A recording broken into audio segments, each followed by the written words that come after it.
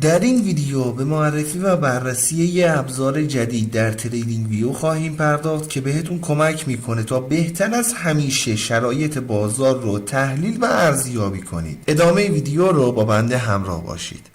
سلام، من علیرضا هستم و اینجا کانال گلدن تریدینگ سیستم. خیلی خوش اومدین به یه ویدیو دیگه از سری آموزش اندیکاتور و استراتژی های معاملاتی تریدینگ ویو. اندیکاتوری که در تصویر مشاهده میکنید یه ابزار نوین در تحلیل تکنیکال هست که برای بهبود تفسیر شرایط بازار و تحلیل روندها طراحی شده. این اندیکاتور اسیلاتور استوکاستیک رو به شکلی پیشرفته و بصری‌تر بر روی نمودار قیمت نمایش میده که این کار به معامله‌گران اجازه میده تا مومنتوم، نواحی اشباع خرید و فروش و قدرت بازار رو به صورت بصری و بدون نیاز به چشم برداشتن از حرکات قیمتی تفسیر کنند. بخوایم به صورت ساده و مختصر بیان کنیم، باندها همون اسیلاتور استوکاستیک هستند ولی روی نمودار قیمت. خط میانی که به رنگ خاکستری نمایش داده میشه همون سطح 50 استوکاستیک هست. در واقع معادل همون حالتی هست که اسیلاتور از سطح 50 عبور میکنه. باند بالایی به عنوان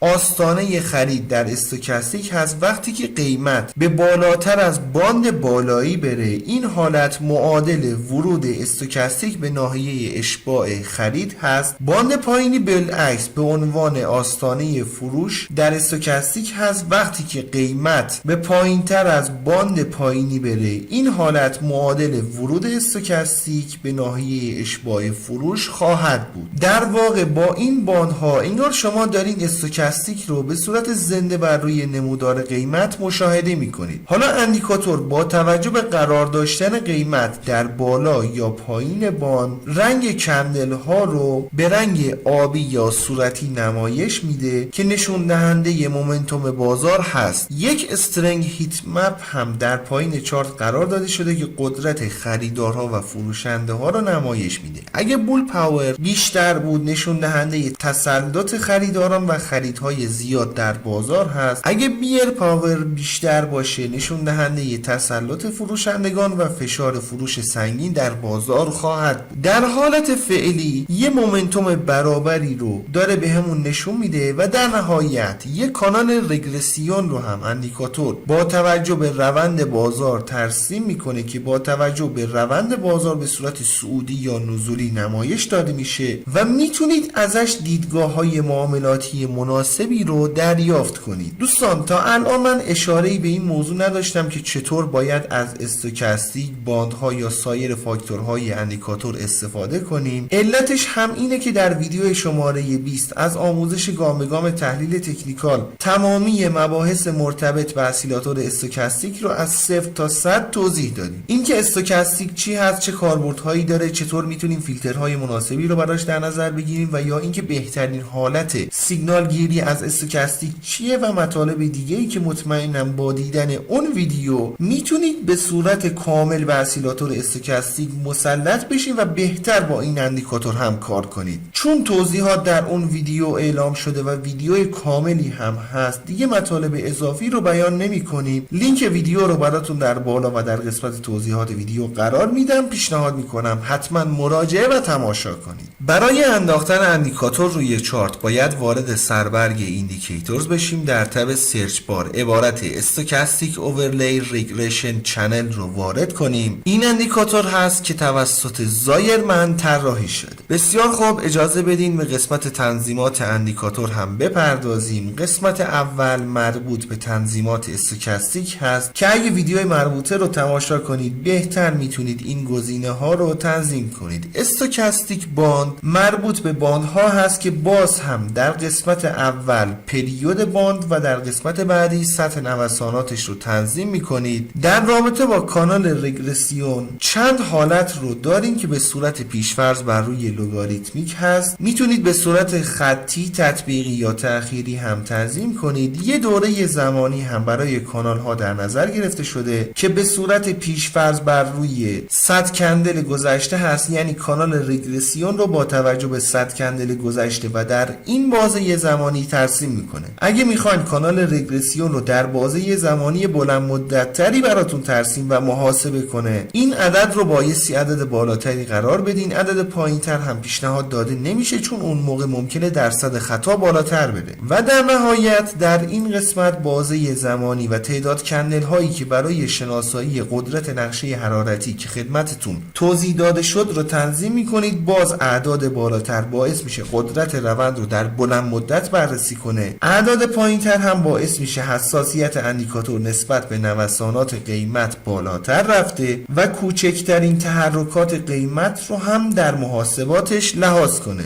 انشالله که براتون مفید باشه. رو قول نمیبینمت دوست من.